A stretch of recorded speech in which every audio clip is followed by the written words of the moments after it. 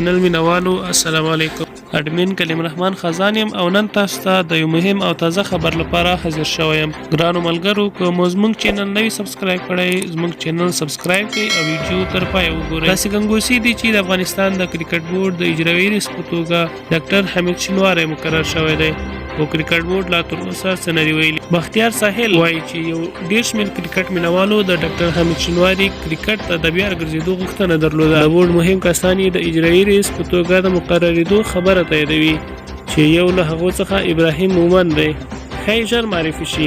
وخت نه وخت ډاکټر صاحب د بورډ اداري مسایل او د لوبغاړو خپلسري نقد کړي دي چې اوس یې هم پر فیسبوک وال لیکنې شته. ښایي د کرکټ اکثرو نږدې څارونکو او مینوالو له ښاغلي شینواري ډېرې هیلې وي او که خدای مکړه ډاکټر صاحب یې پر حل او فصل ونه توانېږي، دا هیلې به مړې شي. زه له ډاکټر صاحب څو غوښتنې او هیلې لرم. د افغانستان غوره لیګ موضوع سکل حل او فصل کول او بل کال یې پیلول، د ملي لوبډلې او ادارې لپاره اوږدمهالې مالي سرچینې پیدا کول، د ملي لوبډلو ملي الف نولس کلن او ایمرجنګ د غوروي پروسې شفاف کول، اداري پړسوب ختمول، د کورني کرکټ جوړښت ته پوره پاملرنه او د زونونو بیرته فعالول، لږ تر لږه د کابل او شهید نجیب الله ترکي د لوبغالي معیاري جوړول، مسلکي برخو ته د مسلکي کسانو راوستل، د ولایاتو ترمنځ د ملي ګټو پر بنیاد د انډول ساتل، د پخوانیو مالي ملاتړ کوونکو او د شپږیزې لیګ د اونرانو بیرته راوستل، د ملي الف نولس کلنو او د ایمرجنګ لوبډلو لپاره نړیوال سفرونه او مهمو هیوادونو سره لوبې برابرول.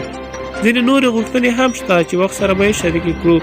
ډاکټر صاحب له هغو اشخاصو څخه نه دی چې له کرکټ او ادارې سره د بلدتیا لپاره ډیر وخت ورکړل شي. باید په دې راتلونکو میاشتو کې د کرکټ نوی رنګ خلکو ته وښایي. نو زموږ دا ویډیو پای ته رسیږي. تر بیا ښې چارې.